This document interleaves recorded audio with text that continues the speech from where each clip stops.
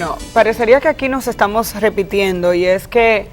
tanto el gobierno como el Colegio Médico Dominicano tienen semanas repitiéndose en sus posiciones con relación a la situación por la que se atraviesa en el sector salud en la República Dominicana. Hemos insistido en que parecen posiciones bastante tosudas las de ambas partes, que no se han sentado a conversar para resolver de una vez y por todas el conflicto en el que están sumergidos desde hace más de un mes ya. Hoy el Colegio Médico Dominicano realizará una caminata desde el Hospital Salvador B. Gautier hasta el Ministerio de Salud. Ellos siguen reclamando que se aumente el 15% restante del aumento del 25% a todos los médicos que según ellos se quedaron con una proporción mucho menor, la mayoría de los cuales son médicos del Instituto Dominicano del Seguro Social. También reclaman que médicos residentes de primer año que todavía no han recibido su pago salarial después de haberse insertado en este proceso de formación,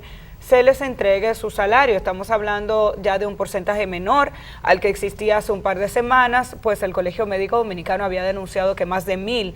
médicos residentes estaban en esta situación y el mismo Servicio Nacional de Salud lo admitía, indicando hace tan solo una semana o prácticamente dos que 723 médicos residentes ya habían recibido su salario en estos días porque hay unos trámites burocráticos que impiden que el Servicio Nacional de Salud pueda ingresarlos en la nómina de manera efectiva. El gobierno dominicano está insistiendo en que hasta que no pasen las elecciones del Colegio Médico Dominicano no se sentará a dialogar. La verdad es que no sé si el gobierno entiende que esta posición los coloca en una posición, valga la redundancia, de ventaja. Digamos, esta decisión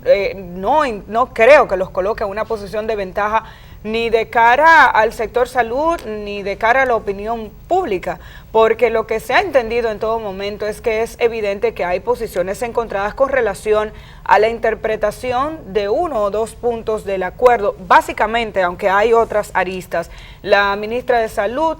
dice que bajo condiciones de presión no se sentará a dialogar, pero al final usted lo que se encuentra es con un panorama como el que estamos viendo en pantalla. Médicos y enfermeras en algunos casos, sobre todo en Santiago, las enfermeras no están trabajando, o en los días en los que se ha convocado el paro de los médicos, y una cantidad importante de pacientes que no son atendidos de manera adecuada en los centros de salud, sobre todo porque se ha negado el acceso a la consulta y solamente se admiten las emergencias. Al final es esa masa pobre de la República Dominicana que no tiene acceso a una clínica privada la que recibe las consecuencias de este enfrentamiento evidente del gobierno dominicano con el Colegio Médico. No entiendo por qué mezclar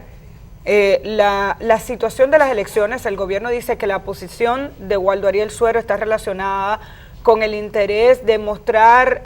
dureza y fortaleza para que el candidato que apoya en las elecciones del Colegio Médico Dominicano salga a su vez fortalecido. De aquí no está saliendo bien nadie. Y además estamos hablando de una situación que, de tener razón los miembros del Colegio Médico, simplemente en una reunión conjunta se debe determinar, y de no tener razón y estar en la posición y en la condición de aceptar que mediadores que participaron en el diálogo anterior así lo establezcan, entonces el Colegio Médico tendría que asumir y se acabó esta discusión que tiene un mes este país con el sector salud en vilo. Hay que recordar que las elecciones del Colegio Médico Dominicano son el día 8 de noviembre y que ciertamente este elemento está pesando mucho en estas posiciones cerradas que tienen ambas partes, tanto el gobierno dominicano a través del Ministerio de Salud Pública y el Servicio Nacional de Salud y el Colegio Médico Dominicano. Hay una candidatura que es la de Wilson Roa, que está siendo apoyada por la actual presidencia del Colegio Médico Dominicano, Waldo Ariel Suero, y el equipo que en torno a él ha estado trabajando. Desde el gobierno lo que se ha estado indicando que las movilizaciones que está llevando a cabo el Colegio Médico Dominicano responden a la promoción de esta candidatura de Wilson Roa. Y bueno, desde el Colegio Médico Dominicano la pasada semana se hizo la denuncia de que desde el gobierno se pretende imponer una candidatura, y estamos hablando del doctor Clemente Terrero, que es uno de los 5 candidatos que están compitiendo por la presidencia del Colegio Médico Dominicano. Ahí han llegado las posiciones, ha habido denuncia de parte y parte desde el gobierno de que desde el Colegio Médico Dominicano se están haciendo uso de los recursos de la ARS, del Colegio Médico, para promover y apoyar la candidatura de Roa, en tanto que desde el Colegio Médico Dominicano se dice que hay uso de recursos públicos para promover la candidatura de Terrero. Es decir, lo que al principio era una situación de confrontación y de conflicto basada esencialmente a interpretación diversa del acuerdo a que llegaron el Colegio Médico Dominicano y el gobierno, desde un tiempo a esta parte ya el debate ha tenido una connotación de carácter político de cara o en relación con estas elecciones del Colegio Médico Dominicano. Yo creo que es importante que primero se vuelva al centro del asunto, ¿no?, que es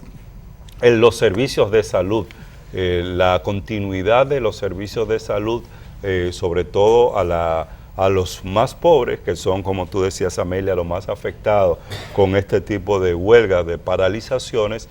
y bueno, que se vuelva a discutir sobre el contenido de ese acuerdo a que llegaron el gobierno y el Colegio Médico Dominicano, y si hay problema de interpretación, esto quiere decir, bueno, que hubo problema de claridad en la redacción de este documento. Incluso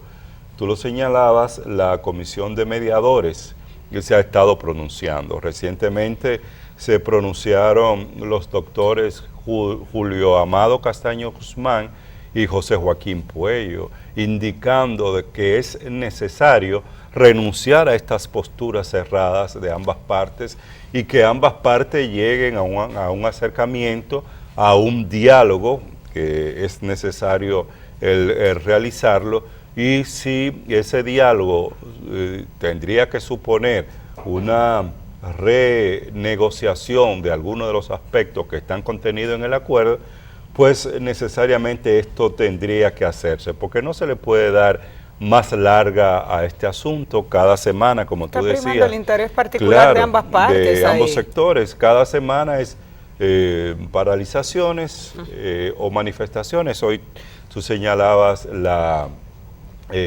caminata, la marcha que hay desde el Hospital Salvador B. Gautier hasta el Ministerio de Salud Pública, y también se ha anunciado una paralización nueva vez esta semana por 48 horas de los hospitales. Entonces es una situación que no puede seguir, porque le estamos sumando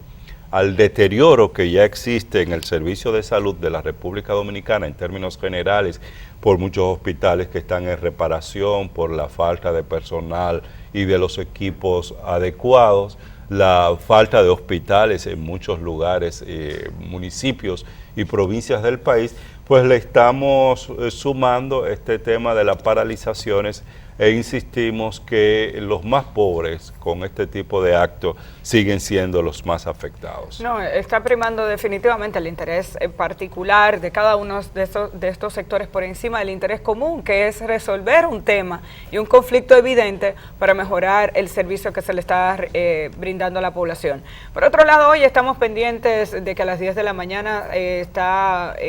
convocada la audiencia para conocer la medida de coerción al empresario Eddy Santana Santana Zorrilla, involucrado en el caso de la OMSA. Este empresario se ha determinado que ha tenido la facilidad de obtener contratos millonarios desde el año 2012 hasta la fecha con la Oficina Metropolitana de Servicios de Autobuses, y es la persona que, según se ha conocido o se han filtrado algunos fragmentos de la declaración que brindó al Ministerio Público, habría servido como intermediario en una supuesta negociación entre el exdirector de la OMSA, Manuel Rivas, y el asesinado abogado y además catedrático universitario Junior Ramírez, cuando amenazaba o había iniciado un proceso judicial en contra de la OMSA en busca de que se le entregara una serie de documentos que supuestamente evidenciarían una serie de actos de corrupción que allí se cometían. Poco a poco se han ido conociendo algunos detalles adicionales del tipo de negocios en los que estuvo involucrado Eddie Santana Zorrilla con la OMSA. Hay unas 5 empresas que recibían contratos permanentes. En algunos momentos la licitación se hacía declarando de urgencia la licitación como un mecanismo para evadir algunos de los controles de los organismos que están llamados a velar porque haya transparencia en los concursos públicos. De todas maneras, entendemos que este caso evidencia que por el contrario lo que ha habido es una falta de control de la Cámara de Cuentas, una falta de control de compras y contrataciones, una falta de control de la Contraloría General de la República y del mismo Congreso Nacional como órgano fiscalizador del Estado, que son instituciones que están llamadas a darle seguimiento a la forma en la que se ejecutan los recursos públicos. Por el momento, Eddie Santana Zorrilla está sometido a la justicia por los delitos de asociación de malhechores y por haber cometido actos de corrupción. No se le vincula directamente, por lo menos en la solicitud de la medida de coerción, con el asesinato mismo del abogado, ya que hasta ahora lo que se dice es que su participación fue en esa supuesta negociación que hubo para evitar que el sometimiento a la justicia pasara a un juicio formal. Tú sabes que hoy hay un reportaje, un trabajo de Diario Libre interesantísimo sobre ese tema, y es de cómo los vehículos de la ONSA pasaban más tiempo en el taller o en los talleres que brindando servicio al público. Si usted pregunta, óyeme, ¿y cómo es eso? Un autobús que se supone que tiene un periodo de duración o debería tener un periodo de duración dando servicio, está más tiempo en el taller que ofreciendo ese servicio a los pasajeros.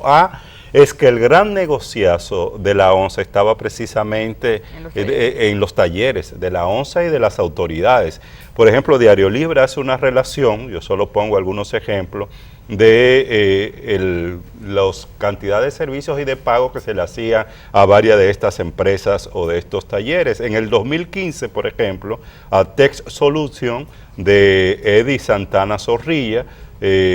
a quien se le conocerá, como decía, medida de coerción, se le emitieron 50 órdenes de compra por más de 1.600.000 pesos cada una de estas órdenes de compra. Solo en el año 2015, 50 por 1.600.000 pesos. A Josafat, que es Inversiones, que es otra de las empresas, se le autorizaron 297 órdenes de compra que en ocasiones llegaron a más de 150.000 pesos una de estas órdenes de compra, y así sucesivamente. En el 2016, por ejemplo, también a Tex Solution, 38 órdenes de compra que alcanzaron igualmente 1.600.000 pesos y 2.700.000 pesos. Es decir, todo un negocio. Ayer UCHI presentaba una resolución del año 2008 que se hizo desde la Dirección General de Contrataciones Públicas, que es la resolución 1508 firmada por Jacín, que precisamente establece esa resolución por vía administrativa, por encima de lo que está establecido en la ley, cómo son excepciones en los procesos de compra, o se establecen como excepciones en los procesos de compra compras de combustible y reparación de vehículos en los talleres. Y es alarmante que una decisión de carácter administrativa de este tipo,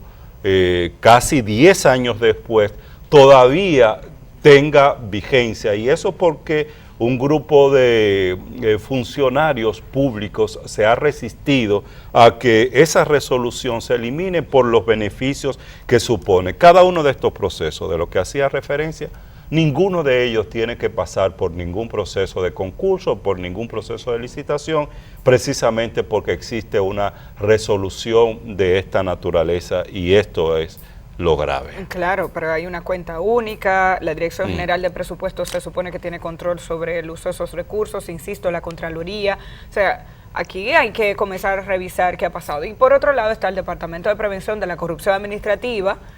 que se supone que debe tener la vista un poquito más aguda y el olfato, además de muchísimo interés y muchísima voluntad en darle seguimiento a los posibles casos de corrupción que se estén desarrollando en la administración pública.